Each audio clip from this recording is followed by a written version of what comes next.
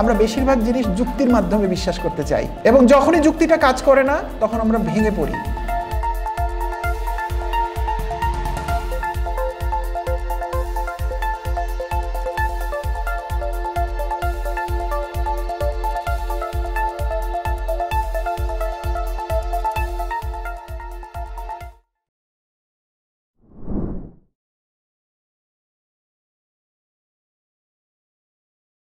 Second point, practice এবং সময়, এই দুটো যদি আপনি আমাকে দেন আমি চেঞ্জ করে ফেলতে পারবো। আমাকে প্র্যাকটিস করতে দিতে হবে এবং আমাকে ভাই কিছু সময় দিতে হবে, কারণ আমি তো আপনার মতো মেধাবী না, কথার কথা। তো আমাকে সময় দেন, আমাকে প্র্যাকটিস করার সুযোগ দেন, আমি পেরে যাব।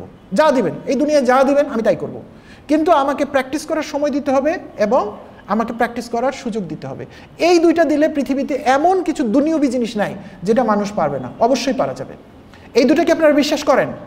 কোথায় নিয়ে যাচ্ছি আমরা চিন্তাগুলোকে? বিশ্বাস। ভালো করে খেয়াল করেন, আমার এখানে হ্যাঁ হ্যাঁ বলে লাভ নাই। নিচে নামতে নামতে সিঁড়িতে যদি বলেন দূর, এইসব কথা হয় না, শেষ, সব শূন্য হয়ে যাবে। কিন্তু সো এই যেটা জিনিস আমার করতে হলে আমাদের তিনটা জিনিস আমাদের নিয়ামক হিসেবে কাজ করলে মনে রাখতে হবে না, কিন্তু তিনটা জিনিস নিয়ামক। সেটা হচ্ছে অ্যাকশন ইজ দ্য কি। আপনাকে উদ্যোগ নিতে হবে, বোঝা যাচ্ছে? উদ্যোগ নিতে হবে। দুই, মাইন্ডসেট হবে এই উদ্যোগের ড্রাইভার। মাইন্ডসেট হবে এই যে উদ্যোগ নেবেন না আপনি, এটা ড্রাইভার, অর্থাৎ এইটাই আপনাকে চালায় নিয়ে যাবে। মাইন্ডসেটের জায়গায় আমরা গ্রোথ মাইন্ডসেট লিখে দিছি, কারণ অ্যাকচুয়ালি তো আমরা গ্রোথ মাইন্ডসেট চাই। আর গ্রোথ মাইন্ডসেটের ড্রাইভার কি? বিশ্বাস। বিশ্বাস হচ্ছে ফুয়েল। আপনার গাড়ির ড্রাইভার ওয়েট করতেছে কিন্তু গাড়ি যায় না কোথাও। কেন যাচ্ছে না গাড়ি? তুমি তো ভালো ড্রাইভার, স্যার অকটেন শেষ হয়ে গেছে। সো বিশ্বাস হচ্ছে তার ড্রাইভার। তাহলে আমরা যদি নিচ থেকে একবার বলি, আপনার যদি বিশ্বাস থাকে আপনি ড্রাইভ করতে পারবেন। কোন দিকে যাবেন? অ্যাকশনের দিকে ড্রাইভ করবেন। অ্যাকশনের দিকে ড্রাইভ করলে আসলে কি হবে? আপনি চ্যালেঞ্জের মুখে পড়বেন। চ্যালেঞ্জের মুখে পড়া মানেই আপনি গ্রোথ ফেস করতেছেন, আর গ্রোথ পাইতে গেলে আমাকে এই চ্যালেঞ্জটা প্র্যাকটিস এবং সময়ের সাথে চালিয়ে যেতে হবে। এর মধ্যেই সব কিছু লুকায় আছে। আমি পরের স্লাইডে যাই, আমাদের কয়েক মিনিট সময় আছে। গ্রোথ মাইন্ডসেট আসলে একটা লুপের মতো কাজ করে। এটা আমাদের জন্য একটা খুবই ভালো খবর যে গ্রোথ মাইন্ডসেটটা একটা লুপের মতো কাজ করে। কি? প্রথমে আমরা একটা বিশ্বাস করতেছি আমরা বিশ্বাস ইনশাল্লাহ যে আমি পারবো, এটা মোটিভেশনের মতো হয়ে যাচ্ছে। এই বলেন আমি পারবো, হ্যাঁ আমরা সবাই পারবো, না না না এরকম না। পরে পরে ইচ্ছা মতো ডিসাইড করবেন যে হ্যাঁ আমি পারবো। তখন যখন আমি বলবো আমি পারবো, তখন আমি কি করব? আমি কিছু অ্যাকশন নিব, কিছু কাজ করব, এবং কাজ করলে কি দাঁড়াবে? আমি রেজাল্ট দেখতে পাবো। সেই রেজাল্টটা, উন্নতি বা গ্রোথটা আমাকে, আমার বিশ্বাসকে আরও পোক্ত করবে। আমি এবার নিজের একটা ব্যক্তিগত উদাহরণ দিই আপনাদেরকে, একদম খুবই রিলেভেন্ট। আমি নন অ্যাথলেট টাইপের একটা লোক। আমার আব্বা খালি সারা জীবন বলতো পর পর আর পর। সক্রেটিসের একটা কথা আছে না, পড়ো পড়ো এবং পড়ো, ওইটা আমার আব্বা আমার জীবনে বাস্তবায়ন করছে। আমি জীবনে দৌড়াই নাই, ওর সাথে সামান্য একটু দৌড়াইছি, এবং সারা জীবন দেখেছি আমি যদি একটু দৌড়াইতে যাই আমার কিছুক্ষণের মধ্যে সাফোকেশন হয়ে যায়, মানে হাঁসফাঁস ভাব চলে আসে। তা আমার মনের ভিতর একটা ফিক্সড মাইন্ডসেট যে আমি কোনোদিন দৌড়াইতে পারবো না, ঠিক আছে। এখন এরপর বুড়া হয়ে যাচ্ছি, তো পার্কে গিয়ে হাঁটি, তা দেখি কিছু লোক আমাকে ক্রস করে চলে যায়, তারপরে তারা দৌড়ায়। তো এটা দেখে আমার খুব মনে শখ ধরলো যে আমি দৌড়াবো। তো যখন ভাবলাম দৌড়াবো, তো আমি একদিন ঠিক করলাম একা একা করবো, তো কার কাছে কি হারার দরকার আছে? কারণ ফিক্সড মাইন্ডসেট লোক কি ভয় পায়? ফেল করলে মানুষ কিভাবে দেখবে। তা আমি তো পার্কের মধ্যে একলা, সো আমি নিজে থেকে একদিন দৌড়ানো শুরু করলাম, এবং দেখলাম আমি সাধারণত গুলশান পার্কে দৌড়াই, তো ওখানে মাপা আছে 100 200। তো আমি দেখলাম 100 যখন হয়ে যায় আমি শেষ, মনে হয় আমার হার্ট ছিঁড়ে বের হয়ে আসবে আমার ভেতর থেকে। 100 মিটার, আমি ভাবলাম ভাই জীবনে তো বিশাল অর্জন করে ফেলছি, 100 মিটার তো পারছি। তারপরে আমি এখন ধান্দায় আছি যে এটা তো সেটেল হইতে হবে, কারণ আমি পার্কে দৌড়াইতেছি, যদি কোথাও হার্ট অ্যাটাক করে পড়ে টরে যাই তাহলে তো কেউ টের পাবে না। তা আমি আবার নিজে থেকে সেটেল হওয়ার সময় দিচ্ছি, হাঁটতেছি। পরে দেখলাম নেক্সট 100 মিটারে আমি আবার সেটেল হয়েছি, 100 200। তো তারপরে ভাবলাম আবার একটু দৌড়াই। তো এরপর থেকে আমার কৃতিত্ব হচ্ছে কি জানেন? পুরো 900 মিটারের মধ্যে আমি 300 মিটার দৌড়াই আর 600 মিটার হাঁটি। কিন্তু আমি কিন্তু ব্যাপক খুশি, কারণ আমি জীবনে প্রথম দৌড়াইছি। তো এরকম চলছে, চলতে চলতে চলতে একদিন হঠাৎ করে ভাবলাম যে আজকে 200 মিটার ট্রাই করি। তো 200 মিটার ট্রাই করছি, কোনো রকমে 200 মিটার ক্রস করে গেছি। আর তো দৌড়া যাবে না, যদি সত্যি হার্ট অ্যাটাক হয়ে যায়। তো পরে 200 মিটার দৌড়ানোই শেষ। এরপর যা হোক আমার একজন ট্রেনার জোগাড় করছি, ট্রেনার ভাই আমাদের সাথে আছে। সাদমান একটু হাত তুলে দেখাও তুমি সবাইকে, তোমার মোবারক চেহারা সবাই দেখুক, আলহামদুলিল্লাহ। তো সে খুব ভালো ছেলে, সে অনেক ভালো ভালো লোকের ট্রেনার, আপনারা জানবেন না, কারণ আমরা যে সোসাইটিতে বিলং করি সেখানে আমরা এগুলো বলার থেকে কাজ করার দিকে আমাদের মনোযোগ বেশি। বলেছি এটা গ্রোথ মাইন্ডস, আমরা প্রসেসে বিশ্বাসী। তা আমি ওকে একদিন মেসেজ পাঠালাম যে তুমি একদিন আস, আমি তাকে দেখছি আরেকজন খুব বড় মাপের মানুষের, সে ট্রেনার। তো আমি একদিন বললাম তুমি একদিন আমি তোমার কাছে পরামর্শ নিই, কারণ আমার মাথায় ছিল জিমে যেতে হবে। তো একদিন সে আসলো, কথাবার্তা হলো, তো সে আমাকে বললো ঠিক আছে পারবেন না কেন। এরপর সময় গেছে, অনেক টাইম লাগছে, আমি এখন আলহামদুলিল্লাহ 3.5 কিলোমিটার দৌড়াইতে পারি একটা না। দৌড়ানো মানে কিন্তু দৌড়ানো, আগেই হাততালি দিচ্ছেন, দৌড়ানো মানে জগিং স্টাইলে দৌড়ানো। এবং আরও মজার কথা শুনেন, যেদিন সাদমান থাকে স্পটে সেদিন আমি ঠিকই 3.5 কিলোমিটার পারি, কিন্তু যেদিন থাকে না সেদিন 2 কিলোমিটার 1 কিলোমিটার পারি। এবং আমি ওকে আবার মেসেজ পাঠাই যে ভাইয়া বুঝলাম না আজকে কী জানি, আজকে হইতেছে না। সো দেখেন দ্য সেম পারসন যে আমি জীবনে দৌড়াই নাই, সেই মানুষটা আলহামদুলিল্লাহ 3.5 কিলোমিটার আমি দৌড়াইতে পারি, বিকজ সময় এবং প্র্যাকটিস। এবং আমাকে সে টার্গেট দিয়েছে আরও বড় 7-7.5 কিলোমিটার দৌড়ানোর টার্গেট দিয়েছে। আমার দৃঢ় বিশ্বাস আমি এটা পেরে যাবো ইনশাল্লাহ। সো এটা হচ্ছে আমার মাইন্ডসেটের লুপ, যে যখন আমরা বিশ্বাস করি এবং কাজ করি, 100 মিটার 200 মিটার হয়, 200 মিটার 300 মিটার হয়, এটা একদিন 1 কিলোমিটার হলো, তখন প্রতি মুহূর্তে আমাদের বিশ্বাসটা শক্তিশালী হতে থাকে। তখন এটা কিন্তু যুক্তিভিত্তিক বিশ্বাস হয়ে যায়। দেখেন পরেরগুলো কিন্তু যুক্তিভিত্তিক বিশ্বাস, কিন্তু শুরুটা যুক্তির দরকার নাই, শুরুটা হচ্ছে যে আমি পারবো। তাহলে আমরা এটা পারবো। এবং আমরা কিভাবে গ্রোথ মাইন্ডসেট গড়ে তুলবো, আপনারা এনাফ মোটিভেটেড হয়েছেন আমার ধারণা।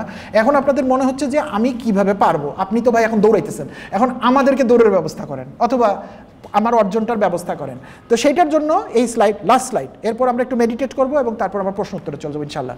5:30টায় আমরা আসরের নামাজ পড়বো, এখানেই পড়বো, এই রুমেই আমরা পড়ে ফেলবো। আপুরা বা মেয়েরা যারা আছেন তারা নিচের আই থিঙ্ক লেভেল 2-তে মিম বলে দিবে, আপনারা সেখানে নামাজ পড়বেন। তো আপনাদের এটাই সবচেয়ে আকাঙ্ক্ষিত স্লাইড আমার কাছে মনে হয়, যে আমি কিভাবে পারবো সেটা বলেন। আমরা কিছু অ্যাকশন বলে দিচ্ছি আপনাদেরকে, এই অ্যাকশনগুলো যদি নেন ইনশাআল্লাহ আপনাদেরও মাইন্ডসেট আস্তে আস্তে গ্রোথের দিকে চলে যাবে। প্রথম অ্যাকশন হচ্ছে বিশ্বাসকে পাকাপোক্ত করেন। প্রথম অ্যাকশন, বিশ্বাসকে পাকাপোক্ত করেন যে আমি পারবো ইনশাআল্লাহ। করা যাবে, এখন না করেন, পরে করেন, কালকে করেন, কিন্তু বিশ্বাস যদি নড়বড়ে হয় তাহলে আপনি পারবেন না। যত বড় ট্রেনার নেন, যত বড় ইউনিভার্সিটিতে পড়ে আসেন, ইট উইল নট ওয়ার্ক যদি বিশ্বাস ঠিক না থাকে। এবং বিশ্বাসের কথা যখন আসে, আমি না বলে পারি না, ধর্মীয় বিশ্বাস একটা বিশাল ব্যাপার। এবং আমি বলবো, আমি মনে করি এটা আমার অ্যাজ এ মুসলিম আমার কর্তব্য, ওই জায়গাতে নিজেকে আরও ক্লিয়ার করেন, কারণ ওইটা অনেক বড় মাপের বিশ্বাস। তো ওই বিশ্বাসটা চলে আসলে না, এগুলা মার্বেল খেলার মতো মনে হবে আপনার কাছে। এই সমস্ত বিশ্বাস আমরা সবচেয়ে বড় ভুল করছি, সবচেয়ে বড় বিশ্বাসের জায়গায় আমরা খাদ রেখে ফেলছি। আমি সরি কাউকে যদি দুঃখ দিয়ে থাকি, আমি ব্যক্তিগতভাবে তো আর কোনো মাস্টার নাই এগুলার, কিন্তু আমি আমার নিজের জীবনে এটা উপলব্ধি করছি যে আমার যখন বিশ্বাস, মূল বিশ্বাসটা ছিল না, তখন সব কিছুতেই অবিশ্বাস ছিল, কারণ বিশ্বাসের বই তো বুঝি না। কিন্তু যদি বিশ্বাসটা একবার বুঝে ফেলেন, তাহলে আপনার জন্য যে কোনো কিছুর উপর বিশ্বাস করা আপনার জন্য সুযোগ চলে আসবে। সো বিশ্বাস, এবং তারপর আমরা অ্যাকশন নিব। এখানে কয়েকটা অ্যাকশনের এক্সাম্পল আমি আপনাদেরকে দিয়েছি। অ্যাকশন 1, নতুন কথা নাই কিন্তু, ভালো মানুষদের সাথে চলেন, ভালো বই পড়েন এবং ভালো কন্টেন্ট দেখেন। লাস্টের লাইনটা যোগ করছি, কন্টেন্টের কথা বললে তো আপনারা বিশ্বাস করবেন না। যদি বলি কন্টেন্ট দেখেন না, তো তার থেকে আমার কাছে মনে হলো রাদার বলা উচিত যে কন্টেন্ট, ভালো কন্টেন্ট দেখেন, এটা বলাটাই ভালো। কেন এই লাইনটা এত জরুরি এবং কেন আমি এটা সবার আগে দিচ্ছি? আমি তো বলতে পারতাম পার্কে গিয়ে দৌড়ান, আমি এটা সবার আগে কেন দিয়েছি বলেন দেখি? যে আমি ভালো মানুষদের সাথে মিশবো, ভালো কন্টেন্ট দেখব, ভালো বই পড়বো। কেন?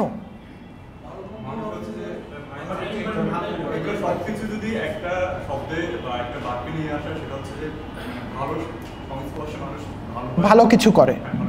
সোজা কথায় মাইন্ডসেট গড়ে ওঠার জায়গায় তো আমরা বলেছি নেতিবাচক জিনিস আমাদের মাইন্ডসেটটাকে নষ্ট করে ফেলছে।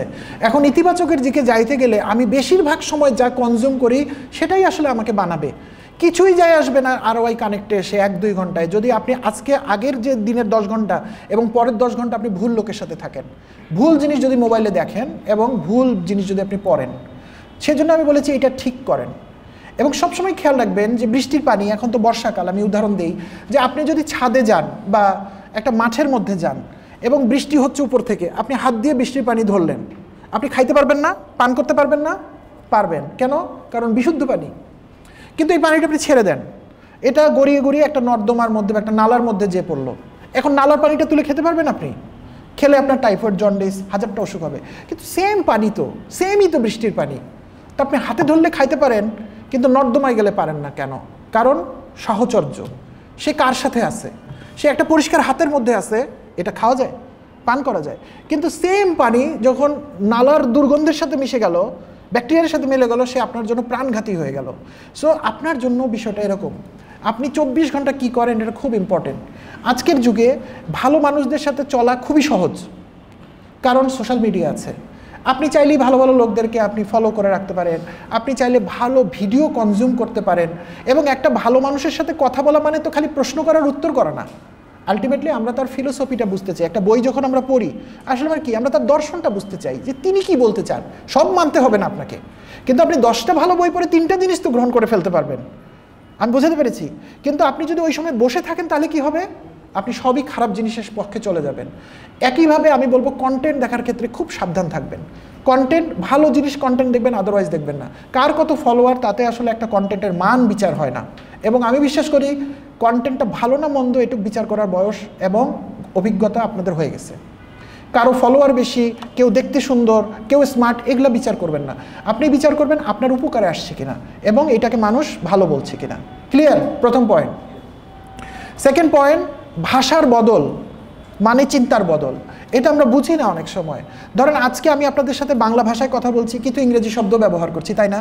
কিন্তু এখানে একজন আমার থেকে 10 গুণ 100 গুণ জ্ঞানী যদি মানুষ আসতেন, যিনি হিব্রু ভাষায় বক্তব্য দিতেন অথবা রোমান ভাষায় বক্তব্য দিতেন, আপনি কিছু বুঝতেন? আপনি কিছু বুঝতেন না, তাই না? তাহলে দেখেন, আমরা যখন কারো কাছে কোনো কিছু শুনি, আমরা কিন্তু ওয়ার্ড বাই ওয়ার্ড শুনি। আলহামদুলিল্লাহ আমাদের ব্রেন খুবই পারদর্শী, সে খুব দ্রুত জিনিসটাকে অ্যাবজর্ব করে বুঝে নেয় মিনিংটা কী। কিন্তু আপনার প্রত্যেকটা কথা কিন্তু আমার কাছে শব্দে শব্দে আপনি নিচ্ছেন এবং বুঝতেছেন। তা আমি যদি ভুল শব্দ ব্যবহার করি তাহলে আপনি ভুল মিনিং তৈরি করবেন। একইভাবে আপনি সারাদিন আপনাকে নিয়ে যে কথাগুলো বলেন সেগুলোও এক একটা শব্দ, আপনি যা যা চিন্তা করেন সেগুলোও এক একটা শব্দ। আপনি কিভাবে চিন্তা করেন এবং কিভাবে ভাবেন, সেখানে আমাদের ভাষার বদল দরকার। যেমন আমরা কোনো সময় বলি আমি পারি না, এটা আমাকে কীরকম ফিলিংস দেয়? আমি যখন নিজেই বলি আমি পারি না, মানে নেগেটিভ। এটাকে আমরা বলি যে আমি এখনও শিখিনি, এটার মানে কি? আমাকে যদি প্রয়োজন হয় আমি শিখে নিতে পারবো। পৃথিবীতে কোনো মানুষই সব কিছু শিখে আসে না। একটু আগে বললাম হিব্রু ভাষা, আপনি চাইলে শিখে ফেলতে পারবেন, 6 মাসের মধ্যে শিখে ফেলতে পারবেন, অনর্গল বলতে পারবেন। প্রয়োজন নাই তাই শিখছি না। কিন্তু আপনি এটা বলতে পারেন না যে আমি কোনোদিন এটা পারবো না, আমার প্রয়োজন হলে আমি শিখবো, আমি এখন এটা শিখিনি। আরেকটা হতে পারে এরকম, ভুল করছো তো শেষ।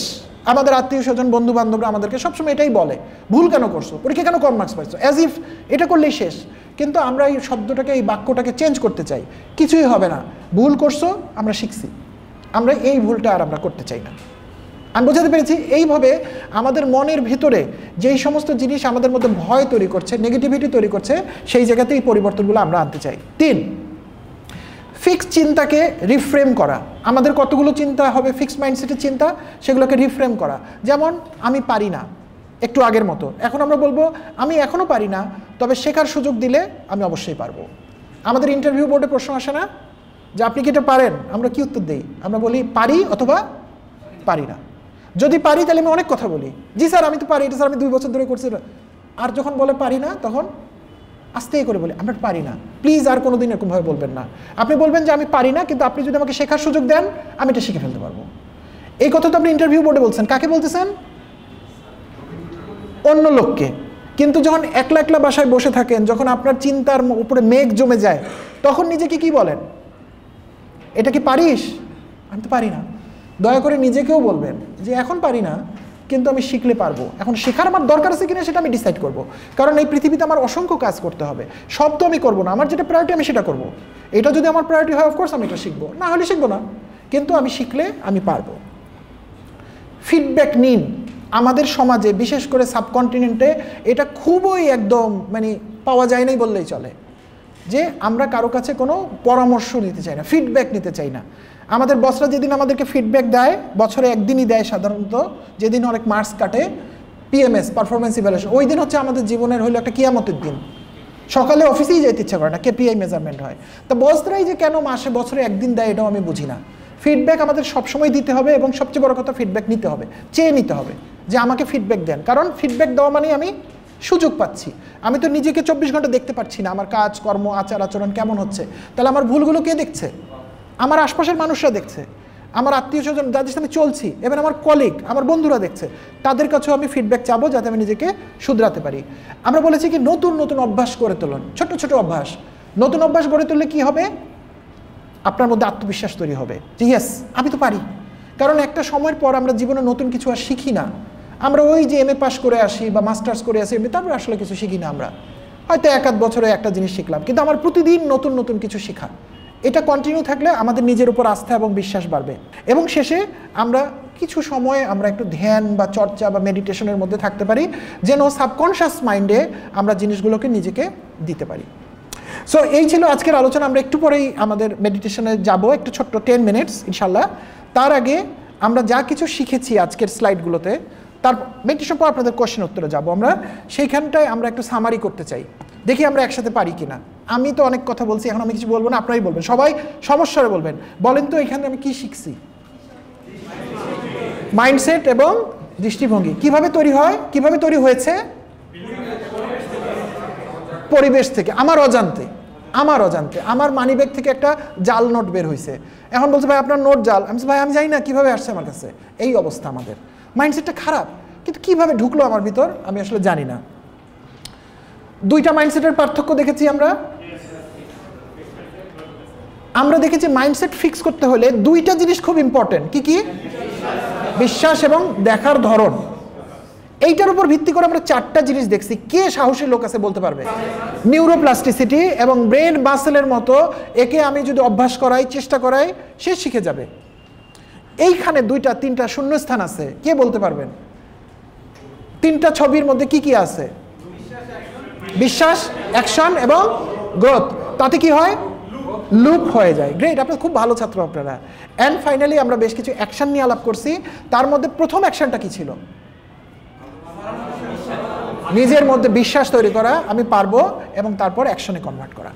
এখন আমাদের কাজ হচ্ছে 5:01 বেজে গেছে, 5:30-এ আমরা এই পর্ব শেষ করব, ঠিক আছে? সো 30 মিনিট আমরা কিছু প্রশ্নোত্তর করার চেষ্টা করব। আমি জানি না কতটুকু পারবো আপনাদের প্রশ্নোত্তর দিতে, চেষ্টা করব। 5:30-এ আমরা আসরের নামাজ পড়বো এখানেই। সো 5:45-টায় আপনারা আবার যেভাবে আছেন ওভাবে বসবেন। আমরা একটা ছোট্ট কুইজ দিব আপনাদেরকে, ছোট একটা কুইজ। সো সেটাতে আপনারা 10টা প্রশ্ন আছে, গুগল ফর্ম ইউজ করবেন, এবং আমি মোটামুটি গ্যারান্টিড, ইচ্ছা করে ভুল না করলে আপনারা 10-এ 10ই পাবেন। এবং যারা 10-এ 8 পর্যন্ত পাবেন তাদের সবাইকে আমরা ডিজিটাল সার্টিফিকেট ইস্যু করব। কিন্তু কেউ যদি 8-এর কম পান তাহলে কি করবেন? ওখানে কিন্তু অ্যান্সার স্ক্রিপ্ট থাকবে, উত্তর দিয়ে দেওয়া হবে সাথে সাথে। আপনি আরেকবার ট্রাই করবেন। আমরা চাই না কেউ এখান থেকে বা অনলাইনে যারা জয়েন করেছেন কেউ সার্টিফিকেট না পান, এবং সার্টিফিকেট আপনারা কালকে নাগাদ পেয়ে যাবেন ইনশাল্লাহ। কালকে ম্যাক্সিমাম পরশু দিনের মধ্যে, কারণ আমরা সবার আলাদা আলাদাভাবে নাম লিখবো, তো একটু সময় লাগবে। So make sense. আর আপনাদের কাছ থেকে কিছু আমরা ফিডব্যাকও নিতে চাই, যেটা আমরা রেকর্ড করে ফেলবো। যদি আপনারা একটু অনুগ্রহ করে ওই 5:45-টার পর অনুগ্রহ করে কেউ যদি কিছু বলতে চান, গুছিয়ে রাখবেন আগে থেকে, যত সংক্ষেপে এবং সুন্দর করে বলা যায়, এটা আমাদের সবার জন্য অনেক উপকার হবে। কারণ আমরা চাই ROI কানেক্টটা আরও অনেক মানুষের কাছে পৌঁছান। আমি তো বলবোই, আপনারাও যদি বলেন সেটা আমাদের জন্য সব অনেক উপকার হবে। আপনাদের যে ডকুমেন্টটা দেওয়া হয়েছে, যারা অনলাইনে আছেন তাদেরকে তো আমরা কোনো ফাইল দিতে পারিনি, কিন্তু আমরা জিনিসগুলো পাঠিয়ে দিয়েছি, তারা আগে পেয়েছেন। এটার মধ্যে আপনার একটা বইয়ের লিস্টও আছে, বের করে দেখতে হবে না, থাকার কথা, আর না থাকলে আপনাদের গ্রুপে তো আছেই। সো বইয়ের লিস্টটা হচ্ছে রকমারি থেকে, এবং আমরা 2 গ্রুপ মিলেই আমরা কিছু গ্রোথ মাইন্ডসেট রিলেটেড বই, নট নেসেসারি সবই গ্রোথ লেখা আছে, বাট আমাদের মনে হচ্ছে এই বইগুলো গ্রোথ মাইন্ডসেট রিলেটেড। তো রকমারি থেকে আপনারা কিনতে পারেন, যেহেতু রকমারি আমাদেরকে এত বড় একটা সাপোর্ট দিচ্ছে। আর ওইখানে একটা কোডও দিয়ে দিছি, যেটা আপনাকে অটোমেটিক রকমারিতে নিয়ে যাবে। আপনি চাইলে অন্য কোথাও থেকে কিনতে পারেন, এটা আপনাদের ইচ্ছা। এর বাইরে আমাকে বারবার করে আমার দাদা বলেছেন, আশিস দা, যে 2টা ঘোষণা। একটা হচ্ছে আমাদের কিছু বই আছে পিছনে, ওগুলো সবই আমার লেখা, চাইলে যার ইচ্ছে আপনারা কিনতে পারেন। আরেকটা হচ্ছে ফোল্ডারের মধ্যে আমাদের নেক্সট অনলাইন কোর্সের একটা বিজ্ঞাপন দেওয়া আছে, যেটার নাম হচ্ছে ROI connect, ROI in action. Yes, ROI in action. তো এইটার সম্পর্কে ফোন নাম্বার সব দেওয়া আছে, যারা আগ্রহ বোধ করবেন তারা আমাদের টিমের সাথে যোগাযোগ করবেন। দাদা, আমি কি বলতে পারছি? আপনি খুশি হয়েছেন? গ্রেট, ঠিক আছে। সো ROI ইন অ্যাকশন আমাদের যে অনলাইন কোর্স যেটা রেগুলার আমরা চালাই, ওটা ছোট সাইজও আছে, আবার 4টা মডিউল একসাথে আছে। যেটা আপনাদের পছন্দ হয়, নাহলে আমাদের টিমের সাথে কথা বলবেন, তারা আপনাদেরকে ওই ব্যাপারে সাহায্য সহযোগিতা যেটা করা লাগবে করবো। আমরা কি প্রশ্নোত্তর পর্বে চলে যেতে পারি? আমাদের camera and everything is ready. So প্রশ্ন করার ক্ষেত্রে আমার একটু হেল্প লাগবে। এই ল্যাপটপে যেহেতু আমাদের অনলাইনের কানেক্ট আছেন, তারা যদি কেউ হ্যান্ড রেজ করে তাহলে একটু আমাকে খেয়াল করাই দিতে হবে। কেউ একজন যদি এটাকে একটু পাশে নিয়ে নেন, যতটুকু কাছাকাছি নেওয়া যায়। ইভেন আমাদের প্রজেক্টর আসলে আর এখন দরকার নেই, হ্যাঁ এটা কাছাকাছি রাখলেই হবে। জি ওকে, আপনাদের কি কারো কোনো প্রশ্ন আছে? আমাদেরকে হ্যান্ড মাইকটা দিতে হবে। হ্যাঁ এই যে ওখানে প্রশ্ন আছে মনে হয়। প্রশ্ন করার ক্ষেত্রে আমার একটু অগ্রিম অনুরোধ, যেহেতু আমাদের সময়টা কম, প্রশ্নটা আপনি একটু প্রিসাইজ করে নেবেন, আনলেস অনেক কথা বলতে হয়। আর যদি বলতে হয় তো অবশ্যই বলবেন। ইয়েস, আমরা আজকে লোক পাচ্ছি, আমরা অনেক কিছু আমরা জানি, কিন্তু প্র্যাকটিক্যালি আমরা করি না, এটা করা হচ্ছে না। এই যে অ্যাকশনটা হচ্ছে না, এই অ্যাকশনটা প্র্যাকটিক্যাল জায়গাটা আমরা কীভাবে যাবো? ওকে, আমরা তো প্রশ্নটা শুনেছি ওনার। আমার মনে হয় আমাদের মেজরিটি মানুষদের এটাই সমস্যা, দেখলাম এটাই মূল সমস্যা আমাদের, যে আমরা একটা জিনিস করতে চাই, বেসিক্যালি আমরা গুড পিপল, আমাদের মনে কিন্তু খারাপ জিনিস কম, এবং এক্সিকিউশন ফেজে চলে গেলে তখন আমরা এটা করতে পারি না। ঠিক আছে, আমার কাছে কোনো রেডিমেড সমাধান নাই, তবে কি করলে হইতে পারে সেটা আমি বলার চেষ্টা করতে পারি। সো যখন আমরা কোনো কিছু করতে যাই, তখন আমাদের ওইটার একটা ফলাফল কিন্তু আমাদের জন্য দরকারি হয়ে ওঠে, তাই না? যে কিছু, তো যখন ওই ফলাফলটা আমাদেরকে এক্সাইট করে না, তখন ওই কাজটা করতে আমাদের আগ্রহ আর থাকে না। অর্থাৎ আমি বলার জন্য বলছি যে ধরেন আমি রিস্টার্ট ইউরসেলফে কী করতে চাই, আমি চাই বাংলাদেশের 10 কোটি মানুষের মনের মধ্যে পরিবর্তন করা, এটা আমার চাওয়া।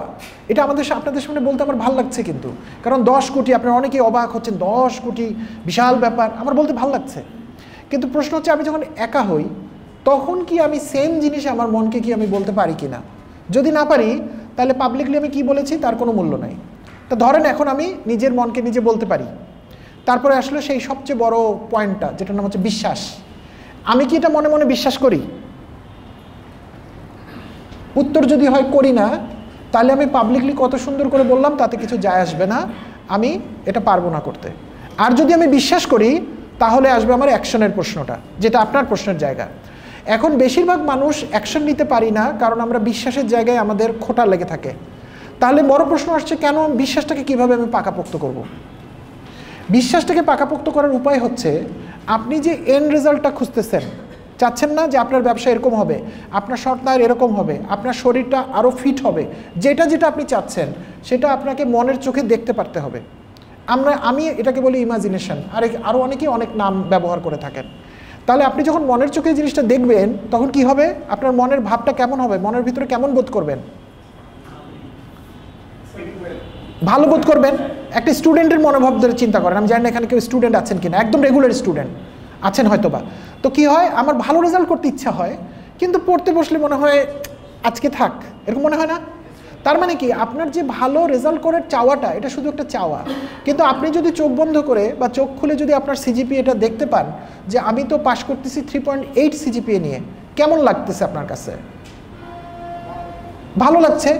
মজার ব্যাপার, মানুষের মন কিন্তু বাস্তব এবং ইমাজিনেশনের মধ্যে পার্থক্য করতে পারে না। এই জন্য দেখবেন আপনার জীবনে ঘটে যাওয়া যে কোনো খারাপ কিছু 10 বছর আগে ঘটে গেছে, কিন্তু এখনও ওইটা মনে হলে আপনার মনটা খারাপ হয়ে যায়, হয় না? অথবা আপনি আগামী 10 দিন পরে বাড়িতে যাবেন, মায়ের কাছে যাবেন, এটা শোনা মাত্র এখন থেকে মন ভালো হয়ে গেল না? কিন্তু আপনি তখনও যান নাই, যাবেন 10 দিন পর। তাহলে আমাদের ইমাজিনেশনটা আমাদেরকে ওই পজিটিভ ইমোশনটা তৈরি করে দেয়। আমি বোঝাতে পারছি তো? সো ওই ইমোশনটাকে আপনার সব সময় সাথে নিয়ে ঘুরতে হবে, যে আমি এটা করলে আসলে কি রেজাল্ট হবে। যখন ওই ইমোশনটাকে আপনি বিশ্বাস করতে শুরু করবেন, কোন ইমোশনটাকে? ভবিষ্যতের ইমোশন। যখন আমি বিশ্বাস করব যে আজকে থেকে 10 বছর পর রিয়েলি বাংলাদেশের 10 কোটি মানুষ রিস্টার্ট ইউরসেলফের মাধ্যমে পরিবর্তন হয়ে যাচ্ছে, তাহলে এই ছবিটা আমাকে দেখতে পারতে হবে না? তখন school, college, university, social media সব জায়গায় রিস্টার্ট ইউরসেলফ বলে মানুষ চিনে ফেলবে। তখন আমাকে ফেসবুকে বিজ্ঞাপন দিয়ে পোস্ট করতে হবে না, কিন্তু আসলে আপনাদের মতো শত সহস্র মানুষ বলবেন। রাস্তায় বের হলে মানুষ আমাকে বলবে যে ভাই আপনি একটা খুব ভালো কাজ করছেন, চাকরি ছেড়ে দিয়ে এই করছেন, আমার জীবনটা সুন্দর হয়েছে, আমার বাচ্চাটা সুন্দর হয়েছে, আমার মা ভালো আছে, আমার এইটা যখন আমি দেখবো মনের চোখে, তখন আমি মধ্যরাতে উঠে কাজ করতে বসে যাব। আমি বুঝতে পারছি। আর যখন আমি এটা দেখবো না চোখে, তখন মনেই হবে যে থাক, আজকের দিনটা একটু আরাম করি, কালকে এটা করব। আমি জানি না আপনার প্রশ্ন উত্তর দিতে পারছি কি না, কিন্তু বেশিরভাগ মানুষকে আমি এই কথাটাই বলি, যেটা আপনি করতে চান, যেটার জন্য আপনি অ্যাকশনটা নিতে চাচ্ছেন, তার আগে যেটা করতে চান সেটা আপনি মনের চোখে দেখেন এবং আপনি ফিল করেন যে ইয়েস, আমি অমুকের জন্য এটা করতেছি এবং এটা কাজ করছে এবং আমি দেখতে পাচ্ছি এই জিনিসটা, ওটাই আপনাকে কাজ করার জায়গায় নিয়ে যাবে ইনশাল্লাহ। আমি কি বোঝাতে পেরেছি আপনাকে? ওকে, আমরা দুইটা এখানে শুনি, একটা দূরের মানুষদের কথাও শুনি। হ্যাঁ, এগুলা তো আমি আসলে দুইটা বিষয় এমফাসাইজ করতে চাচ্ছি স্যারের কাছে স্পেসিফিকলি। এখানে জাস্ট মানে গ্রোথ মাইন্ডসেট আর ফিক্সড মাইন্ডসেটের ব্যাপারে যেগুলো বলা হচ্ছে, এগুলো স্পেসিফিক্যালি বলতে গেলে একটা হচ্ছে পজিটিভিটি আর একটা হচ্ছে নেগেটিভিটি। আমি কিন্তু বুঝলাম, তো সেক্ষেত্রে আমার এখানে আমি ওমর ফারুক, আমি পার্সোনালি একটা বিজনেসম্যান। তো আমি আসলে দুইটা বিষয়ে এখানে কোয়েশ্চেন করবো। এক নম্বর কোয়েশ্চেনটা হচ্ছে নেগেটিভিটি, মানে আমরা আসলে পজিটিভ করতে গিয়েও মানে আমাদের দেশটাতে মানে পলিটিক্যালি অথবা ইকোনমিক্যালি অথবা সোশ্যালি এত কিছু নেগেটিভিটির মধ্যে দিয়ে থাকি যে পজিটিভ স্টার্ট করলে অথবা ইমপ্লিমেন্টেশন স্টেজে গিয়ে ওই নেগেটিভিটিটা আমাদেরকে মানে সারাউন্ডেড করে দাও। এটা এক নম্বর পয়েন্ট। আর দুই নম্বর পয়েন্ট হচ্ছে, ধরেন আমি বিজনেস করি, আমার একটা বড় টিম চালাতে হয় এবং 50 জন। আমি পজিটিভ মাইন্ডে থাকলেও দেখা যায় যে সবাইকে আমি অ্যাকোমোডেট করতে পারি না। আমার একই রুলস, একই পজিটিভিটি অথবা একই পারপাসে আমি সবাইকে অ্যাকোমোডেট মানে একই সুরে রাখতে পারি। এটাই আমার দুইটা প্রশ্ন। ওকে, সো ওনার প্রশ্ন আমরা যেটা শুনেছি, প্রথমটা উনি বলেছেন যে যদিও উনি অনেক পজিটিভিটি নিয়ে শুরু করেন, কিন্তু পারিপার্শ্বিকতা থেকে উনি নেগেটিভিটি পেয়ে যান। এই তো ওমর ফারুক ভাই। আর সেকেন্ডটা বলছেন যে উনি একটা কল সেন্টার বা এরকম কিছু একটা বিজনেস করেন, যেখানে উনি ওনার মাইন্ডসেটটা অন্যকে উনি প্রভাবিত করতে পারছেন না। আচ্ছা, প্রথমেই বলি, উত্তর দেওয়াটা সোজা কিন্তু করাটা কঠিন, না হলে তো আমরা সবাই করে ফেলতাম। প্রথম প্রশ্নের উত্তর পুরনো উত্তর, যে আপনার পজিটিভিটি যেটা আপনি গেইন করছেন আপনার ভিতরে, সেইটা আসলে আপনার পারিপার্শ্বিক নেগেটিভিটিকে যুদ্ধ করার জন্য এনাফ পজিটিভিটি আপনার আসছে না। ব্যাপারটা এরকম, ধরেন আমাদের কিছু গোলা বারুদ আছে এবং এক্সটার্নাল একটা কান্ট্রির সাথে আমরা যুদ্ধ করছি, তাদেরও কিছু গোলা বারুদ আছে। আমাদের গোলা বারুদগুলো হচ্ছে পজিটিভ গোলা বারুদ, তাদের গোলা বারুদগুলো হচ্ছে নেগেটিভ গোলা বারুদ। এখন আমি যুদ্ধে তো ততক্ষণই টিকে থাকতে পারবো যতক্ষণ আমার অ্যামুনিশন থাকবে। এখন আমার গোলা বারুদ যদি তার কাছে শেষ হয়ে যায়, তাহলে তো আমি তার কাছে পরাজিত হব। এক্স্যাক্টলি সেটাই ঘটছে। সো ওমর ফারুক ভাই, আপনি যতক্ষণ বলতেছেন যে পারিপার্শ্বিকতা থেকে আমি নেগেটিভিটি পাচ্ছি, পলিটিক্স বলছেন, দেশের পরিস্থিতি, হোয়াট এভার, এগুলো আমাদেরই তো, সব আমরাই তো, দেশ বলতে তো আর আলাদা কিছু না। এইগুলাকে আপনি যতক্ষণ আইডেন্টিফাই করতে পেরেছেন নেগেটিভ, তারপর আর এটাকে আপনার গণার মধ্যে ধরার আর কোনো প্রয়োজন নাই, কারণ আপনি তো নেগেটিভ ধরে ফেলছেন। এখন আপনার বাসায় একদিন চুরি হয়েছে, ভালো করে কল্পনা করেন, আপনার বাসায় একদিন চুরি হয়েছে, এই জন্য আপনি অ্যালার্ট হয়ে গেছেন এবং সিসি ক্যামেরায় চোর কে আপনি চিনে ফেলেছেন। তা আপনি কি পরের দিন তাদেরকে দাওয়াত দিয়ে আপনার ড্রয়িং রুমে এনে বসিয়ে রেখে বের হয়ে চলে যাবেন? করবেন কেউ এখানে এই কাজ? আপনি তাকে আরো ভালো করে ছবি টাঙ্গিয়ে রাখবেন নিচে এবং আপনার দারোয়ানকে বলে রাখবেন এই লোকটা এবং এইরকম কোনো লোক যেন এলাকায় না আসে, আমার বাসায় না ঢোকে। আপনি এলাকার পুলিশের কাছে গিয়ে জেনারেল ডায়েরি করে আসবেন, তাই না? তার মানে আপনি যে নেগেটিভিটিকে আইডেন্টিফাই করেছেন, এই প্রসেসটা আপনার চালু রাখতে হবে। এটা একটা নেভার এন্ডিং প্রসেস।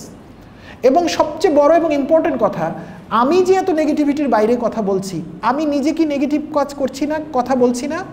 যদি বলে থাকি, সেটার দায় দায়িত্ব কে নেবে, সেটাকে চেঞ্জ করবে। So that's one. আর সেকেন্ড পার্ট হচ্ছে, আমি ওই অংশের জন্য আমি মূলত অ্যাজ এ ম্যান থিঙ্কেথ বইয়ের রেফারেন্স ইউজ করব, যেখানে জেমস অ্যালেন বলতেছেন যে একজন মানুষের চিন্তা শুধু তাকে নয়, তার আশপাশের সমস্ত মানুষকে প্রভাবিত করতে পারে। এখন আমি তার বিজনেসকে চিনি না, তার মানুষগুলোকে আমি চিনি না, আমি বাইরে থেকে কথাগুলো বলছি ডাক্তারের মতো, রোগের সিমটম দেখে রোগের কথা বলছি। আমি যদি একবার মনে করি যে আমার এই লোকগুলো আমার মতো হইতে পারবে না, আমি যদি এটা মনে করি একবার, তাহলে জীবনেও তারা আপনার জায়গায় আসতে পারবে না, তারা জীবনেও আপনার মতো হইতে পারবে না, তারা জীবনেও আপনার মতো পজিটিভিটি আনতে পারবে না। এটার একটা থিওরি আছে, থিওরিটার নাম হচ্ছে সেলফ ফুলফিলিং প্রফেসি। অর্থাৎ আমরা একটা মানুষ সম্পর্কে একটা ধারণা পোষণ করি এবং ওই মানুষটা ঠিক ওরকম কাজই করে। এবং তখন আমাদের ধারণাটা আরও শক্তিশালী হয় যে ইয়েস, আমি মনে করছিলাম এটা পারবে না, এটা সে পারেনি। কিন্তু সব মানুষের মধ্যে কিছু ভালো গুণ থাকে, কিছু খারাপ গুণ থাকে। ধরেন আপনার বাচ্চাকে আপনি বললেন যে বাবু দৌড়াইও না, তুমি পড়ে যাবা। এখন সে দৌড়ালো এবং পড়ে গেল। এটা কি কোনো দৈব ঘটনা? এটাকে আপনি বললেন জন্যই সে পড়ে গেল? এটা আপনারা কেউ বিশ্বাস করেন?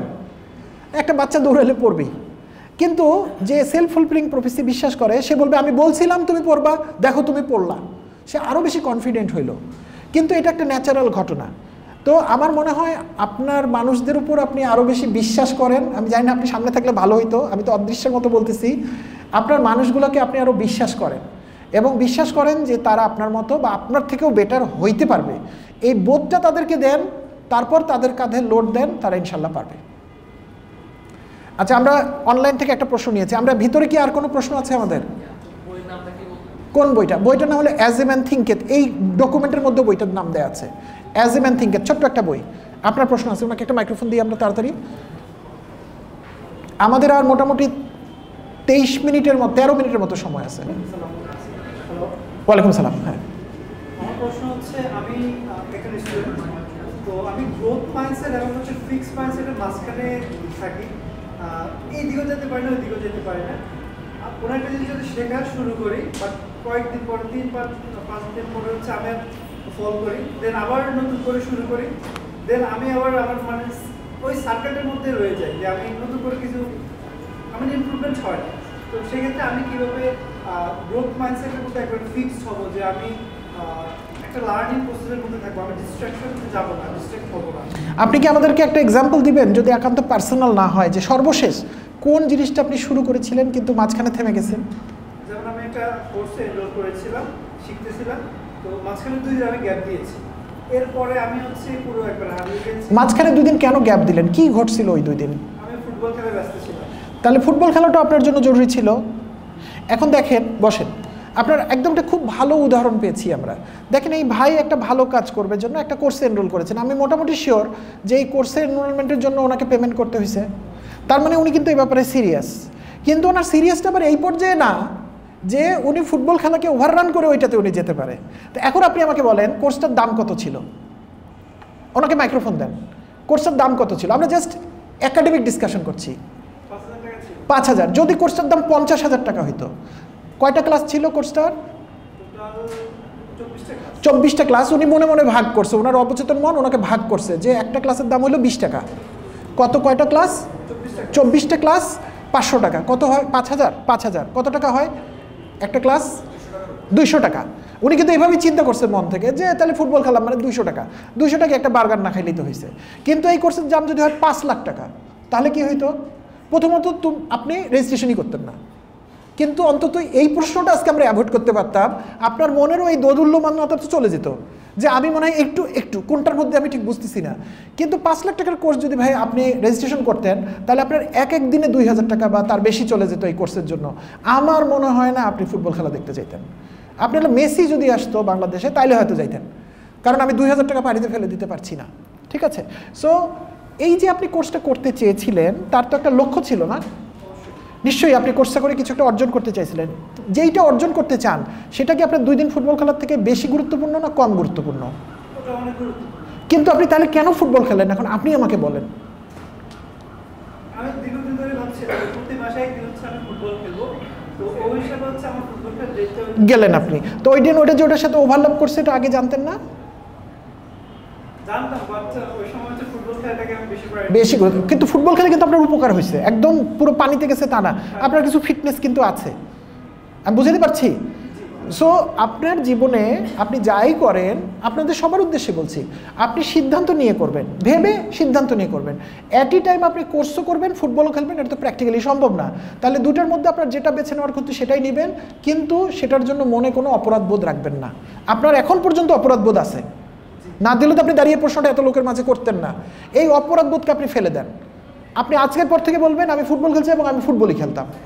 আর যখন আপনার কোর্স করতে ইচ্ছা হবে আপনি কোর্সই করবেন এবং শুধু কোর্সই করবেন।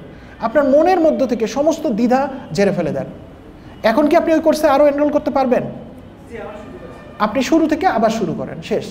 এবং যদি কোর্সটা আপনার জন্য সিরিয়াস হয় আপনি সিরিয়াসলি করেন, সিরিয়াসলি না করলে দরকার নেই। 500 টাকা বহু হারিয়ে যায় জীবনে, মনে করেন দূর করছিলাম, কিন্তু একটা জিনিস কিনে যদি সেটা আমার জন্য ঝামেলার কিছু হয়ে দাঁড়ায়, যেটা আমার আত্মবিশ্বাসকে নষ্ট করছে, তো সেই জিনিস আমি সাথে নিয়ে কেন বেরাবো?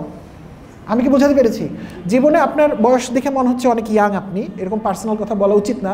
জীবন এখন অনেক বড় পড়ে রয়েছে ভাই। এই দ্বিধাদ্বন্দ্বের মধ্যে থাকলে আপনি প্রতি মুহূর্তে নিজের মধ্যে দুঃখ কষ্ট টেনে নিয়ে বেড়াবেন, দরকার নাই। যা করার কনফিডেন্টলি করবেন এবং জানবেন এটা আমি সিদ্ধান্ত নিয়ে করেছি, আল্লাহ তাআলা এটার মধ্যে আমার জন্য বরকত রেখে রাখছে, ইনশাআল্লাহ আমি এটা করবো। আমি বোঝাতে পেরেছি? আবার কোর্স বাদ দিয়ে ফুটবল খেলবেন নাকি কালকে থেকে? খেলতে পারেন, কোনো সমস্যা, খেলতেও হবে, কিন্তু খেলাও দরকার আছে, কিন্তু কখনো দোদুল্যমানতা রাখেন না ভিতরে। ইনশাল্লাহ যদি হয় তাহলে তো এর থেকে ভালো কিছু হইতে পারে না, আলহামদুলিল্লাহ। কিন্তু আমি বলে দিচ্ছি, মানুষ এভাবে চেঞ্জ হয় না। আপনি আশা নিয়ে আসছেন, আপনার যেমন একটা চাওয়া আছে, আমিও আপনাকে বলে দিচ্ছি মানুষ এভাবে চেঞ্জ হয় না। সো এই বিল্ডিং থেকে বের হয়ে হাসান টাওয়ার থেকে বের হয়ে যাওয়ার পর, আপনার নাম কি? আব্দুল মজিদ। যদি নাও বদলায় আপনি হতাশ হবেন না, আপনি আল্লাহর কাছে চাইতে থাকবেন যে ঠিক আছে, আমি তো গেলাম জাভেদদের কাছে, হইলো বা হইলো না, ফাইন, কোনো সমস্যা নাই, আর কারো কাছে যাব, আর কোনো বই পড়বো, আর কিছু। একসময় আপনি অটোমেটিক হবেন, আপনি টেরও পাবেন না। ওই যে ছোলার অঙ্কুর উদ্গমের মতো, আপনি সেদিন খালি খুঁজবেন যে কোন লোকটার মধ্যে আমি হলাম। এবং কোনো মানুষ আসলে ইম্পর্টেন্ট না, মানুষগুলো হলো এখানে উসিলা। সমস্ত কিছুর মালিক উপর থেকে সুইচ অন অফ হইতেছে, তার কাছে চান, আরও দ্রুত হয়ে যাবে জিনিসটা, ঠিক আছে? আর যদি আজকে হাসান টাওয়ারের ভিতর চেঞ্জ হয়ে যেত, মাশাআল্লাহ। হ্যাঁ, ঠিক আছে, গ্রেট, আলহামদুলিল্লাহ। আচ্ছা, ওইখানে আরেকটা আছে, ওটা শুনে আমরা অনলাইনে আসতেছি। আর 7 মিনিট সময় আছে, আমরা এইটা শুনবো, আর একটা অনলাইনের প্রশ্ন আছে, এটা শুনবো। ও, আপনিও? আচ্ছা, 2-3টা প্রশ্ন কুইকলি। জি, আমি প্রশ্ন করার আগে ভাইয়াকে একটু মোটিভেশন দিতে চাই। আমি অনেকদিন থেকে আরবি শিখতে যাচ্ছিলাম। আমি একটা কোর্সে ভর্তি হই, 3টা ক্লাস করি, তারপরে এত কঠিন ভাবে পড়া দিতে হবে এটা চিন্তা করে আমি ছেড়ে দিই। কিন্তু ওই যে প্রথম কোর্সটা আমি একটু শিখলাম, পরে আমি আবার আরেকটা কোর্সে ভর্তি হই, অল্প টাকার কোর্সে, সেখানে আমি আবার আরেকটু শিখি, তারপরে আমি আবার আরেকটু শিখি। আলটিমেটলি একদম শেষ সময়ে এসে আমি কিন্তু আমার উন্নতি কিন্তু হচ্ছে। তো আমি বলবো যে ভাইয়া ছেড়ে দিচ্ছেন, কিন্তু আপনার ভেতরে এই জিনিসটা আছে যে না, আমাকে পারতে হবে, আমি ছেড়ে দিলাম কেন, এই যে আপনার একটা চিন্তা, আমার কাছে মনে হয় এটা ওয়ান কাইন্ড অফ প্রবলেম। আর আমি আমার কোশ্চেন যেটা যে সাদমান ভাই থাকলে আপনি 3.5 কিলোমিটার দৌড়ান, সাদমান ভাই না থাকলে কিভাবে আপনি 3.5 কিলোমিটার দৌড়াবেন, সেই মাইন্ডসেটটা কিভাবে তৈরি করবেন? এখনো পারিনি। তো আমার যেটা ঘটেছে, থ্যাংক ইউ, এখনও পারিনি। এটা সাদমানকে আমি 2 দিন জানাইছি তাকে যে আমি ঠিক বুঝতে পারছি না। এখন বিষয়টা হয়েছে তো ফিজিওলজিক্যাল, আমার শরীর সংক্রান্ত। এখন আমি ঠিক বুঝি না যে সে না আসলেই আমার হাঁটুর নিচ থেকে নিচের অংশটা আমার কাছে মনে হয় অনেক বেশি ব্যথা অনুভব করছি আমি। হ্যাঁ, সেও আমাকে বলেছে যে এরকম আসলে কোনো কিছু নাই, তবে সে একটা জিনিস আইডেন্টিফাই করেছে যে সে আসলে যেটা আমি করি, আমি তার সাথে গল্প করতে করতে সে আমাকে একটু ওয়ার্ম আপ করায় ফেলে। আর অন্যদিন যে আপন এক্সাইটমেন্ট যেটা হয়, আমি গিয়েই দৌড়ানো শুরু করি। তো সেটা হয়তো বা একটা কারণ। আমি আপ্রাণ চেষ্টা করছি আপা যে এই বিপদ থেকে কাটায় আসুন না, কিন্তু একে আমার সারাদিন নিয়ে ঘুরতে হবে, এটা তো প্র্যাকটিক্যাল না। আমার তো আত্মস্বাবলম্বী হতে হবে, নাহলে ক্র্যাচ নিয়ে হাঁটার মতো হবে, ক্র্যাচ নিয়ে দৌড়ানো হবে সেটা। তো আমি ইনশাল্লাহ এটা পারবো, আমার জন্য দোয়া করবেন। হ্যাঁ, আপনার কি কোনো পরামর্শ আছে আমার জন্য? আপাতত নাই, কারণ আমি নিজেও এই সমস্যায় আছি যে আমি যখন কারোর সাথে পড়ি, আমি 3-4-5 ঘন্টা একটানা পড়ে ফেলতে পারি, কারণ আমার মনে হয় না যে আমি পড়ি। তখন আমি ডিসকাস করি, কিন্তু আমাকে যদি আপনি বলেন যে একা আমাকে 3 ঘন্টা পড়তে হবে, আমি 3 মিনিটও পড়তে পারি। ওকে, তো এটা আর কি, যে কেউ সাথে থাকলে আমি কাজটা খুব ইজিলি করতে পারি, কিন্তু আমি যখন একা থাকি সেটা আমার জন্য খুব কঠিন। Thank you. ঠিক আছে, আমি ওনার পয়েন্টে একটা কথা না বললে খুব অন্যায় হবে। আই থিঙ্ক ওনার কেসটা এবং আমার কেসটা কাছাকাছি, কিন্তু এক না। কিন্তু আমার মনে হয় একটু না বললে খুব অন্যায় হবে কি, আমাদের পার্সোনালিটি টাইপ থাকে। যেমন আমি কিন্তু আপনার পার্সোনালিটি, সো আমাকে যদি আপনি একটা রুমে বন্ধ করে দেন, কাগজ কলম চা বিস্কুট যা খুশি দিয়ে দিলেন, বলেন ভাই আপনি আধা ঘন্টা চিন্তা করে লিখবেন, আমি পারবো না। আমার কাছে কিছুক্ষণের মধ্যে মনে হবে রুমটা ছোট হয়ে যাচ্ছে। কিন্তু আপনি যদি আমাকে 5টা লোকের সাথে দিয়ে দেন যে ওনাদের সাথে গল্প করতে করতে আপনি পরিকল্পনাগুলো করেন, আপনি দেখবেন আধা ঘন্টার মধ্যে আমি 20 পাতা আইডিয়া নিয়ে আসছি। সো আমাদের পার্সোনালিটি টাইপগুলো এরকম যে আমি একা হলে আমার কাছে অস্বস্তি লাগতে শুরু করে। তো এটা হচ্ছে আমাদের বেসিক টাইপ। কিন্তু অবশ্যই এখন আমার জীবনে আমি 20টা লোককে নিয়ে বসেই কাজ করবো, এটা তো প্র্যাকটিক্যাল না। তাহলে আমাকে আস্তে আস্তে আস্তে ওই টাইপ থেকে বের হয়ে আসার চেষ্টা করতে হবে। আচ্ছা, ওনার ওইখানে একটা প্রশ্ন ছিল, ওইটা শুনবো, আর আমরা এই অনলাইনের প্রশ্নটা শুনবো। এইদিকে আমরা কোনো প্রশ্ন পেলাম না, তার মানে এই পাশের অংশ অনেক ভালো। ওই যে আবার এখন হাত তুলছে, কিন্তু সময় নেই তো ভাই আমাদের। হ্যাঁ, তাড়াতাড়ি তাড়াতাড়ি তাড়াতাড়ি। জি,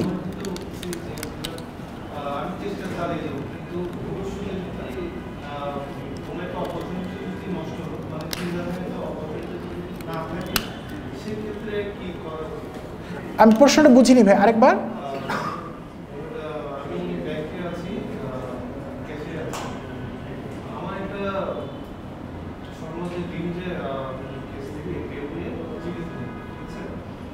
ক্যাশ থেকে বের হয়ে জেনারেল ব্যাংকিং এ যাবেন, ইয়েস ইয়েস, হ্যাঁ। আমাদের ওখানে একটা অপরচুনিটি আছে যে মানে পরীক্ষার মাধ্যমে জিপিতে সুযোগ দেয়। জি, অনেকজন থেকে শুনি যে এই সুযোগটা নাকি দেয় না, দেয় আর কিন্তু দেয় না, অনেকজন থেকে বিভিন্ন ধরনের সেক্ষেত্রে কি সেটাই ফোকাস করা উচিত নাকি ধরেন বিভিন্ন জব সরকারি বিভিন্ন জবের জন্য ট্রাই করা উচিত, এটার ব্যাপারে ছিল ওকে, কঠিন প্রশ্ন, বাট ওনারটা অনেক প্র্যাকটিক্যাল কোয়েশ্চেন। আচ্ছা, আমি আপনার প্রতিষ্ঠান জানি না, আপনি ভুল করে প্রতিষ্ঠানের নাম বলে ফেলবেন না, ওনার কাছে মাইক্রোফোনটা থাকুক কিছুক্ষণ। আচ্ছা, প্রথম কথা হচ্ছে আপনি এখন যে কাজটা করছেন এই কাজটা আপনি যে কোনো কারণে আর করতে চান না, এই তো? আরও বেটার কিছু করতে চান, হ্যাঁ। তার মানে আইদার এই কাজটার ধরন অথবা এই কাজ থেকে যে আপনার পে আউট হচ্ছে সেগুলোর ক্ষেত্রে আপনি মনে করছেন সামনে আপনি আরও ভালো কিছু করতে পারবেন, এই তো? তো সেটা জেনারেল ব্যাংকিং, আপনি সেটাও আইডেন্টিফাই করে ফেলেছেন, খুবই ভালো, আপনার ফোকাসটা ঠিক আছে। এখন প্রশ্ন হচ্ছে আপনি এক্সিস্টিং প্রতিষ্ঠানে সেই সুযোগটা পাবেন কি পাবেন না সেটা আপনি নিশ্চিত নন। এটা আমরা কিভাবে জানতে পারবো? আমাদের আগের ডেটা দেখতে হবে যে আগে এই সুযোগটা দিয়েছিল কিনা, তারা আগে কি কখনো দিয়েছিল, কিন্তু কতদিন আগে দিয়েছিল সেটা কি এখন আবার দিতে পারে, এরকম কিছু একটা অনিশ্চয়তার মধ্যে আছেন। এখন এই অনিশ্চয়তাটা আপনি তৈরি করেছেন না এক্সটার্নাল তৈরি হয়েছে আপনার বাইরে? না, কিন্তু একটা অনিশ্চয়তা আছে, এই অনিশ্চয়তাটা আপনি তৈরি করেছেন নাকি প্রতিষ্ঠান তৈরি করেছে?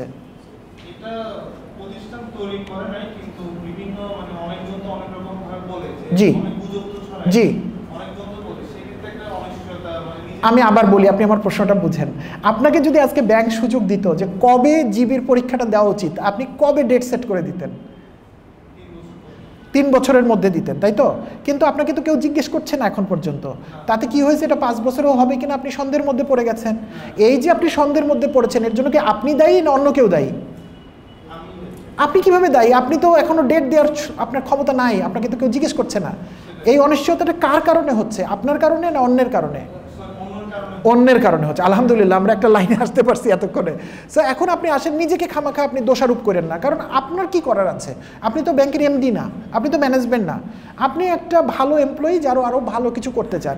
এখন আপনি আপনার ভবিষ্যৎকে এই অনিশ্চয়তার মধ্যে রাখতে চান নাকি আপনি আসলেই ভালো কিছু করতে চান?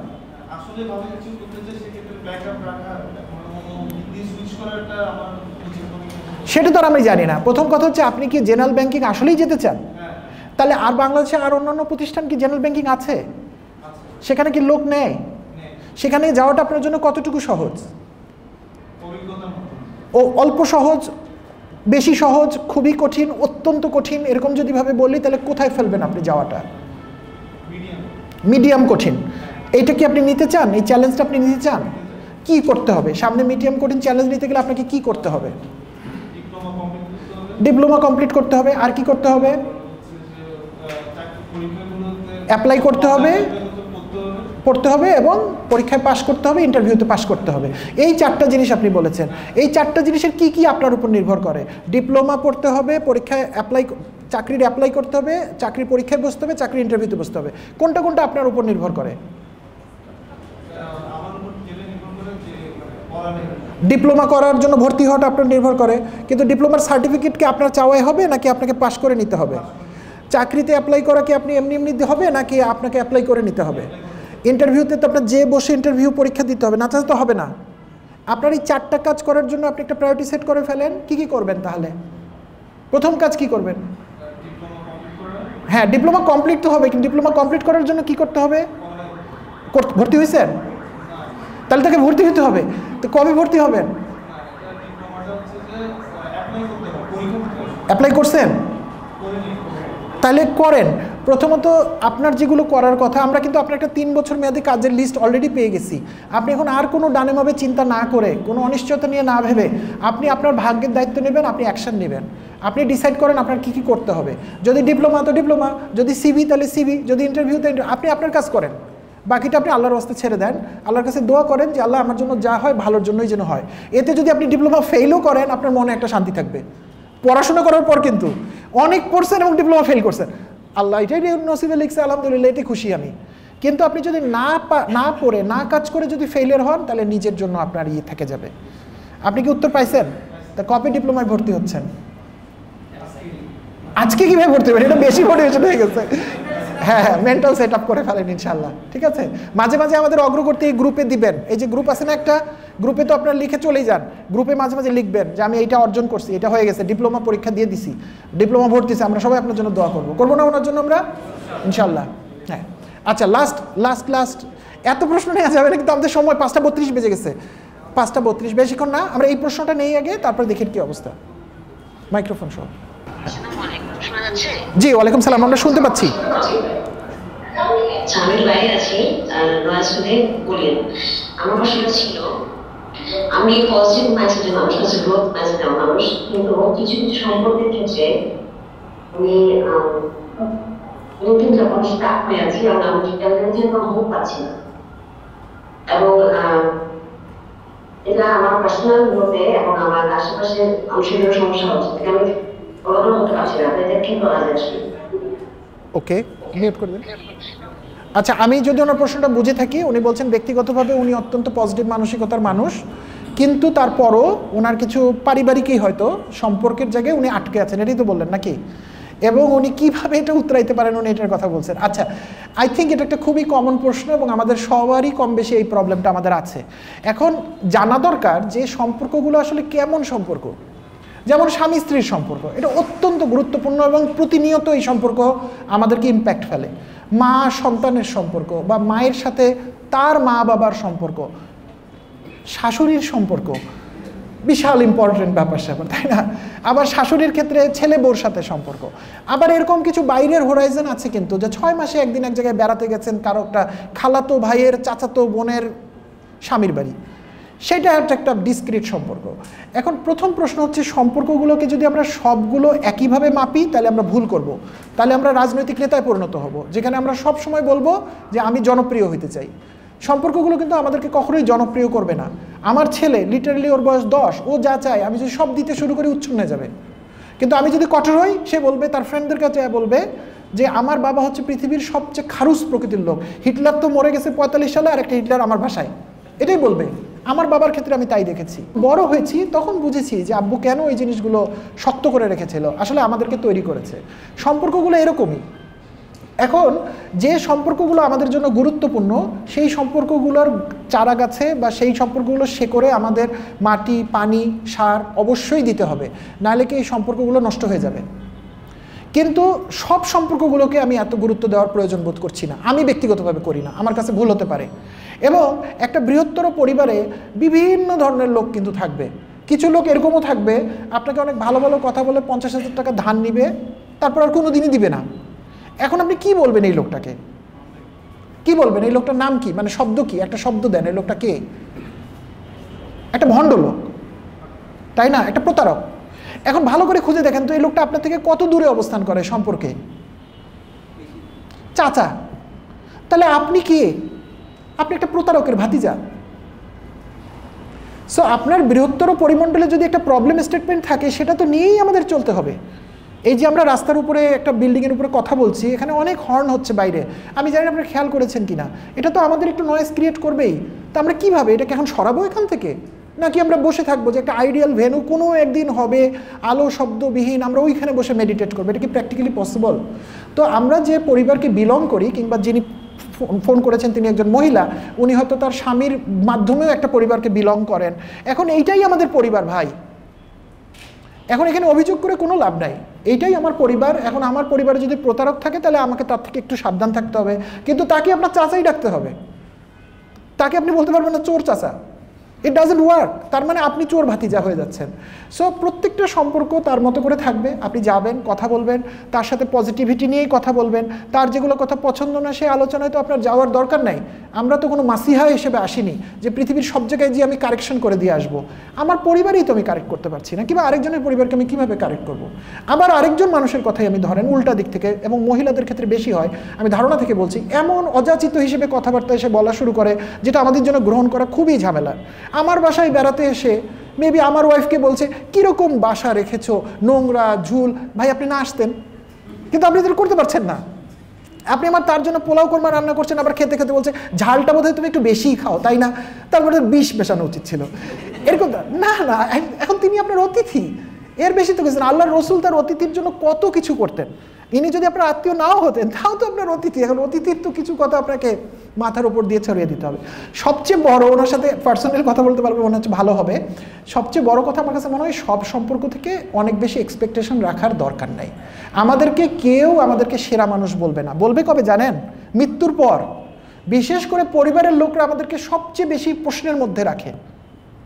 আজকে আমার নিকট পরিবার আছে না? আমারও তো একটা নিকট পরিবার আছে। আমার স্ত্রীর আত্মীয় স্বজন, আমার বাবার দিকের আত্মীয় স্বজন আছে না? কয়জন লোক আছে এখানে? একজনও নাই।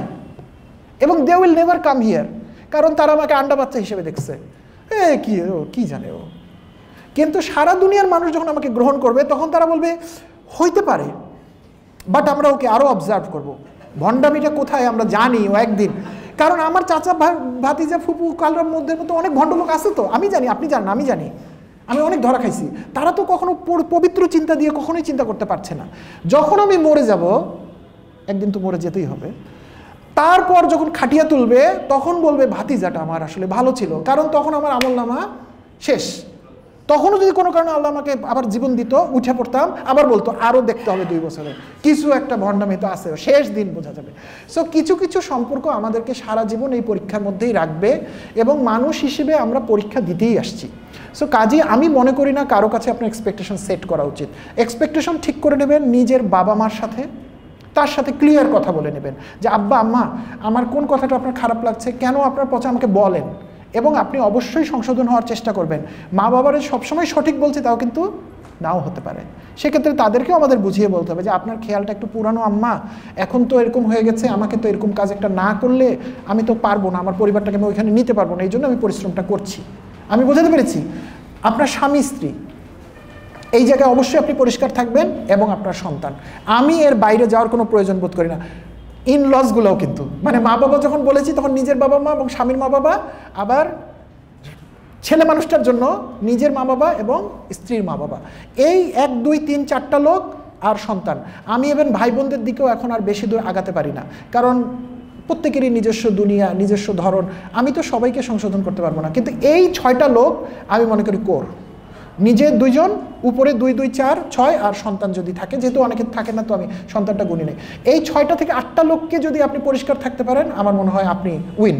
বাকিটা নিয়ে আর চিন্তা করার দরকার নেই, বাকি লোকরা আপনাকে পরীক্ষা করবেই। আমরা শেষ করি, কারণ এই কথাগুলো কখনো শেষ হয় না। আমি শেষ করি, কি বলেন? যাদের হাত প্রশ্ন ছিল শেষ তো, কারণ আমরা আসরটাও একটু পড়তে চাই। আমি জানি না বিদায়ী কথা কি, কারণ কিছু বলতে হবে দাদা? হ্যাঁ, আমাদের প্রোগ্রাম কিন্তু শেষ না। আমি বিদায় নিচ্ছি, কারণ আমি আর মাইক্রোফোনে থাকবো না, ওনারা বাকিটা পরিচালনা করবেন। সো প্রথমত আপনাদেরকে অনেক অনেক অনেক ধন্যবাদ, কারণ আপনারা কিছু টাকা খরচ করছেন, কিন্তু ওই টাকাটা আজকের যুগে কোনো টাকাই না। সো আপনারা অনেকেই মানুষ থাকতে পারে রেজিস্ট্রেশন করে গেলাম না, ঘুম ধরছে একটু থাকি, ওই ভাইয়ের মতো রেজিস্ট্রেশন করছি তো কি একটু ফুটবল খেলতে যাই। সো আপনারা যে কষ্ট করে ফিজিক্যালি আসছেন, অনলাইনে জয়েন করছেন, এটা ব্যক্তিগতভাবে আমার জন্য একটা অনেক বড় পাওয়া। আমি এটা এক্সপ্লেন করে আপনাদেরকে বুঝাইতে পারবো না যেটা কত বড় পাওয়া, কারণ আমি স্পিরিচুয়ালিটিতে এখন কাজ করি। আমি জানি মানুষের যে সামনাসামনি দেখা হওয়া, কথা হওয়া, এটা কিন্তু অনেক এনার্জি লেভেলকে বুস্ট করে। এবং শুধু ইসলাম নয়, বিভিন্ন ধর্মে দেখবেন তারা কিন্তু কিছু কিছু ইবাদত প্রার্থনা ইন্ডিভিজুয়াল করে দিয়েছে। যেমন আপনি তাহাজ্জুদ পড়ছেন, আপনি একাকী, কিন্তু আপনি যখন একটা ওয়াক্ত সালাত পড়ছেন, তখন আপনি যদি মসজিদে যান তাহলে আপনার কয়েক গুণ বেশি, অর্থাৎ আপনাকে এনকারেজ করা হচ্ছে গ্রুপে যান। আবার আপনি একটা জামাতে রেগুলার নামাজ পড়েন, আপনাকে বলছে যে ঈদের নামাজটা আপনি মাঠে যে 10টা জামাত আবার একসাথে করেন, তাই না? আমরা এই যে হজে যাওয়ার যাদের সৌভাগ্য আমাদের হয়, সারা দুনিয়া লাখ লাখ মানুষ এক জায়গায় চলে যাই আমরা, এবং এত কষ্ট, কোনো আরাম নাই, কষ্ট। কিন্তু আমরা তারপর ওটা করি। তাহলে এই যে এত মানুষ একসাথে হওয়ার ভিতর কিন্তু একটা বিশাল এনার্জির ট্রান্সফরমেশন হয়। এবং আমরা আজকে এই রুমে ঢুকছি থেকে এখন প্রায় 2 ঘন্টা কয়েক মিনিট সময় গেছে, আমরা কোনো নেগেটিভ আলাপ করিনি এখানে। এটা কি খেয়াল করেছেন? আমরা কিন্তু কোনো কার কি হয়েছে, রাজনীতিতে কে কি মত দিতেছে আমাদের নাই, আমাদের ডানে বামে আসছে আমরা সরাই দিছি, মানে ইচ্ছাকৃতভাবে সরাইছি। এই 2 ঘন্টা পর কথাও বলছি পজিটিভ, আপনারা শুনছেনও পজিটিভ, প্রশ্ন করেছেন পজিটিভ, আমরা উত্তর করছি, মানে একটা কিন্তু একটা পজিটিভিটির ভাইব তৈরি হয়েছে। এটা যদি চোখে দেখানো যেত আপনি দেখতেন কালার হয়েছে এখানে একটা। সো এটা কিন্তু অনেক বড় একটা শক্তি, আমি অনেক বেশি পাইছি আপনাদের কাছে। এবং আমি আমার জীবনের এমন একটা পর্যায়ে অতিক্রম করছি যেই সময় আমার এই শক্তিটা আমার খুব খুব খুব দরকার। আপনারা হয়তো জানেন আমি 20 বছর চাকরি করে চাকরি ছেড়ে দিছি। লাস্ট ডিসেম্বর মাসে আমি যে বেতন ছেড়ে আসছি, ডিসেম্বর 24, এই গত 7 মাসে আমি কোনো মাসে তার ধারের কাছে যেতে পারি নাই। তার মানে আমি তো ফাইন্যান্সিয়ালি চ্যালেঞ্জড, আমার বলতে কোনো লজ্জা নেই। তো সেটা তো একটা পুরুষ লোককে অনেক বিপদের মধ্যে ফেলে না? কিন্তু তারপর আমি সাহস করে আগাচ্ছি। তো কারণ কি, আমার অনেক মানুষের সাহায্য দরকার, অনুপ্রেরণা দরকার, দোয়া দরকার। সেটা আমি কোথায় পাবো? শূন্যের মধ্যে কই পাবো? সেজন্যই আপনাদের কাছে আসি। তো আপনারা দোয়া করবেন আমার এবং আমাদের পরিবার এবং আমাদের সবার জন্য। আমি জানি আমাদের দেশের এবং আমাদের অনেক প্রবলেম, কিন্তু বিদেশি লোক তো সেটা ঠিক করে দেবে না ভাই।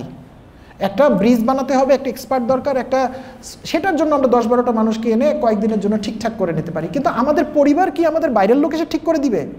বিদেশি লোক, আমেরিকা থেকে, অস্ট্রেলিয়া থেকে লোক আসবে, পাশের দেশের নাম বলছি না ইচ্ছা করে, তো ওরা এসে কি করবে? বেড়ায় ঘুরে যাও, কক্সবাজার দিকে চলে যাও, আমাদেরকে আমাদের মতো থাকতে দাও।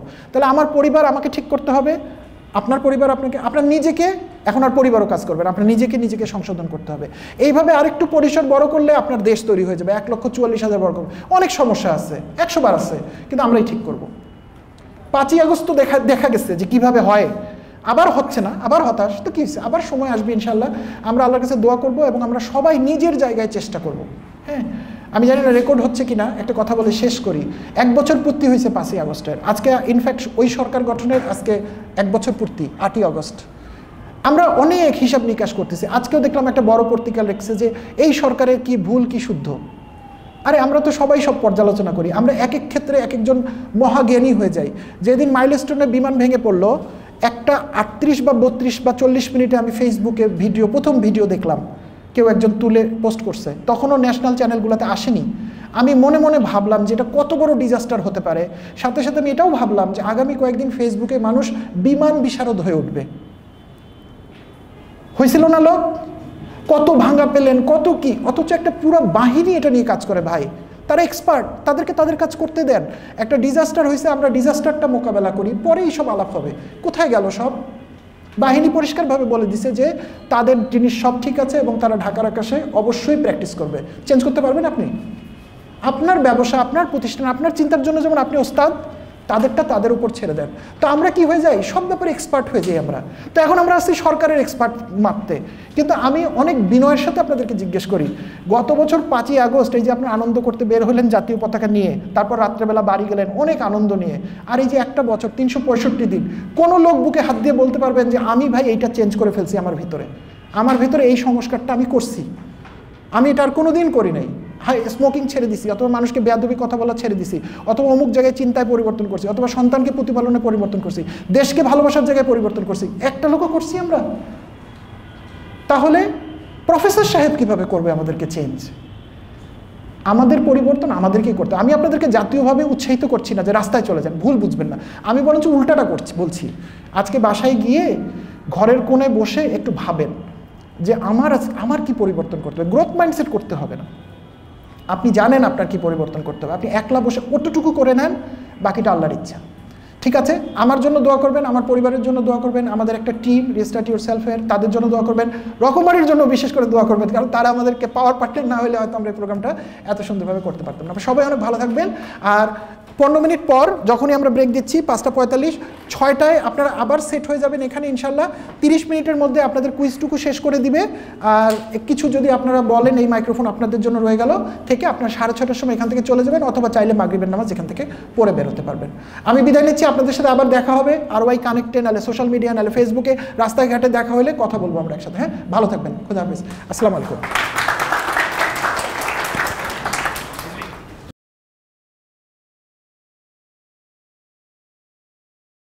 1 লক্ষাধিক পণ্য আর অসংখ্য সুবিধা নিয়ে আস্থার রকমারি আপনার দোরে। যা কিছু দরকারি সাথে আছে রকমারি।